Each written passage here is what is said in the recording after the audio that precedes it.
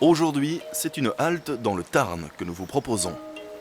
Situé au sud-ouest de la France, c'est dans ce département, au pied du mont Sidobre et de ses rochers impressionnants, qu'est née entre autres la première chanson d'amour. C'était au XIIe siècle plus précisément. C'est à Burlatz, en 1165, qu'Adélaïs, l'épouse de Trencavel, notre seigneur, va créer ici la première cour d'amour. En fait, elle est très belle, elle a des yeux de violette, et un troubadour, Arnaud de Mareuil, tombera fou amoureux d'elle. Et comme il ne peut pas le lui dire, il va donc décider de le lui chanter. Et donc il créera en 1165 la première chanson d'amour, le salut d'amour ou l'amour courtois. C'est également dans cette région que l'on retrouve quelques-uns des plus beaux villages de France. Un patrimoine architectural riche et préservé, comme ici à Sorèze. Sorèze, un nom qui résonne aujourd'hui encore comme un synonyme d'excellence. C'est en effet ici, dans ce bâtiment prestigieux, que depuis 1682, des générations entières d'écoliers venus de toute l'Europe ont pu recevoir un enseignement quelque peu avant-gardiste. On va proposer aux enfants, selon leur qualité intellectuelle et leur goût pour leur carrière future, plus de 16 matières enseignées déjà à l'école. Matières, donc on va compter des langues vivantes, bien évidemment, anglais, espagnol, italien, allemand, de l'astronomie, des sciences, des mathématiques. Et on va déjà trouver dans l'école la devise qui est Religionis Scientis Artibus Armis, donc la religion, les sciences, les arts et les armes, qui restera la devise de l'école jusqu'en 1991. Fermée depuis 1991, l'école est aujourd'hui un musée mais aussi un pôle culturel d'importance pour la région.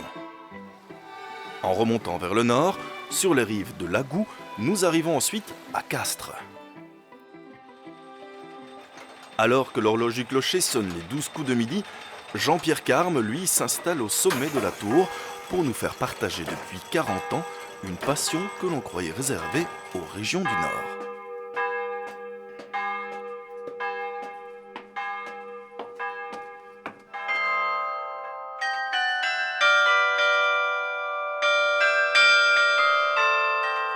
Dans le Midi, le carillon a fait son apparition au milieu du 19e siècle et celui de Castres, a été installé en 1847, ce qui en fait un des plus anciens du Midi.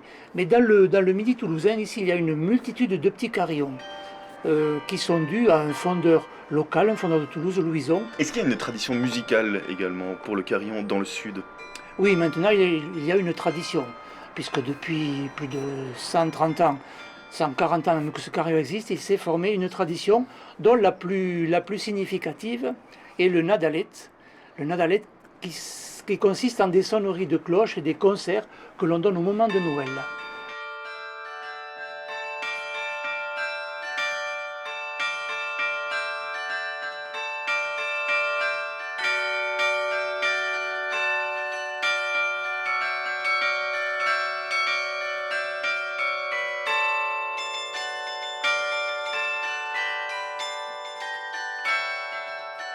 Mais le Tarn ne serait pas le Tarn sans la diversité de ses traditions culinaires.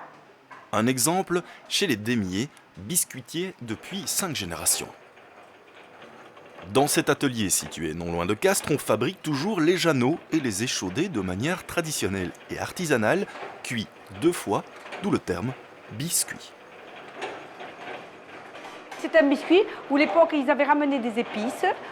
Ici, ça s'est trouvé sur Cordes, aux environs de Cordes. Ils avaient ramené des épices, ils les ont mélangées à de la pâte à pain, qui après ils ont cuit à l'eau et au four. Voilà, c'est bon, tout ça arrivé. Alors ici, c'est resté parce que les mineurs l'utilisaient au fond de la mine pour mélanger avec du vin. Ils mettaient un échaudé, ils mettaient du vin par-dessus et ça leur faisait un réconfort.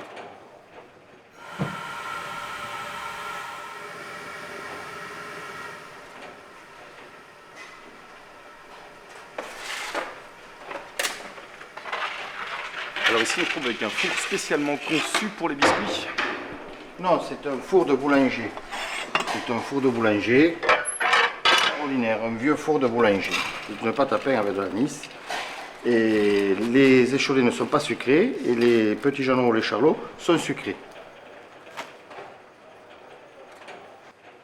Alors maintenant, on peut le déguster comme ceci, en le mangeant avec du chocolat, soit à l'apéritif, soit quand on va en randonnée ou autre, pour grignoter, ça coupe toujours la faim. On peut l'avoir toujours avec soi, c'est un biscuit qui ne bougera pas.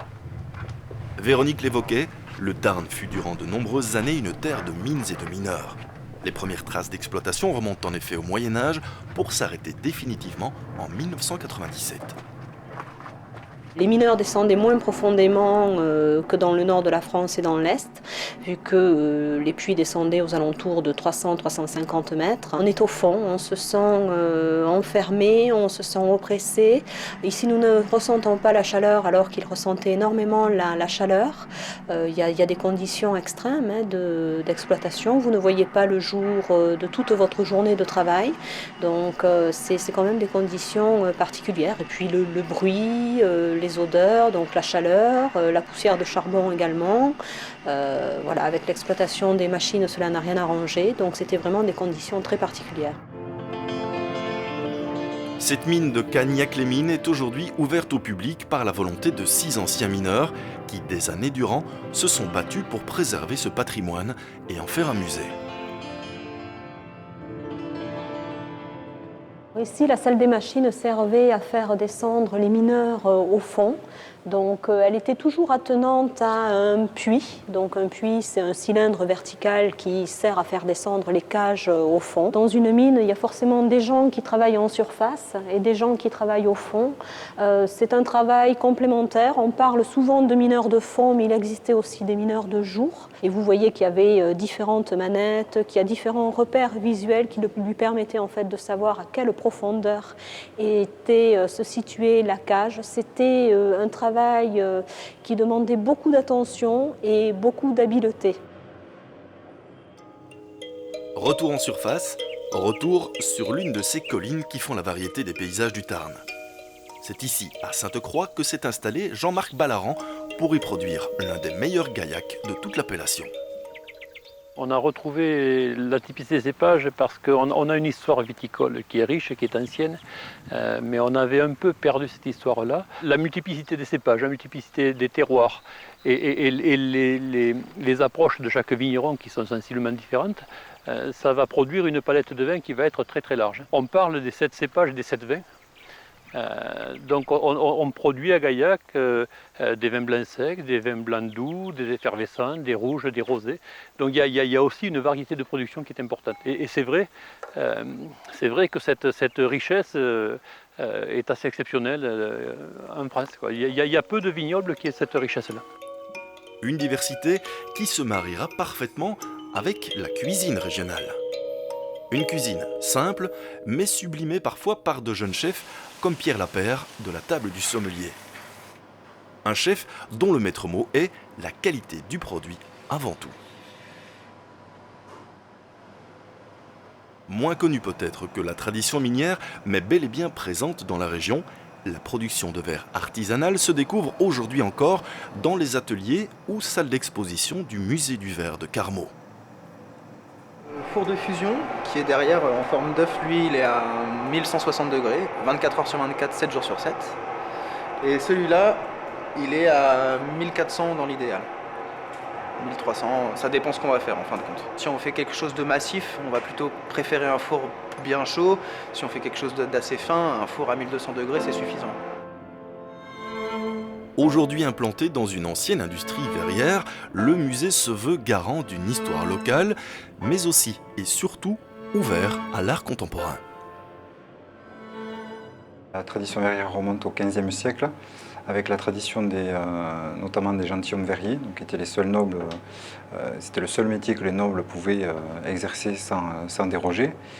La tradition du verre dans le Carmozin a commencé au XVIIIe siècle et le verre était un des dérivés de l'exploitation du charbon, puisque par sa combustion, il permettait d'alimenter les fours en verre. On est presque dans un musée d'art contemporain finalement. On est à la charnière entre l'actualité des métiers d'art, de la création de l'artisanat d'art et de l'utilisation du verre dans le monde de l'art, puisqu'on essaie ici de faire ce trait d'union entre l'artisan et l'artiste, l'artisanat d'art et l'art contemporain.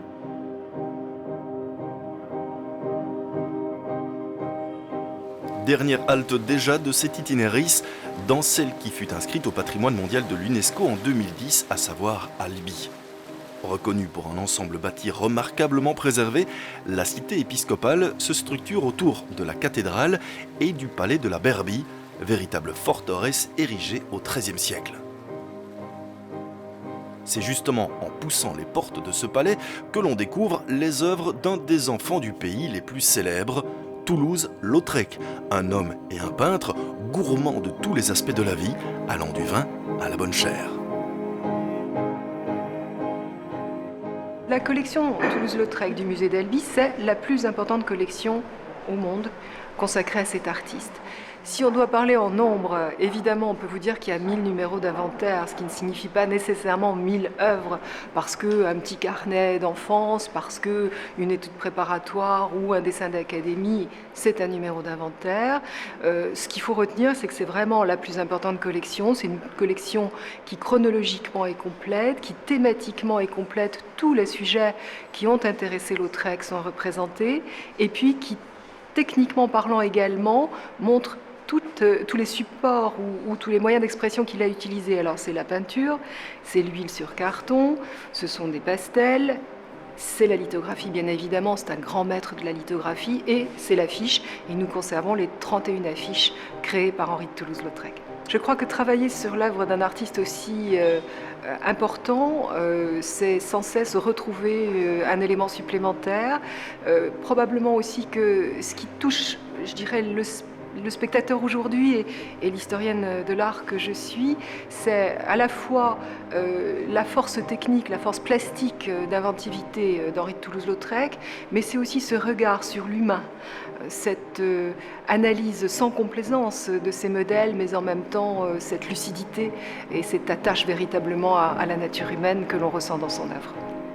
En 2012, après plus de 10 ans de travaux, le musée devrait voir sa mue entièrement terminée, avec de nouveaux espaces et de nouveaux parcours, mais aussi une meilleure mise en valeur du bâtiment qu'il abrite. Une occasion de plus, certainement, pour s'offrir une escapade dans le Tarn.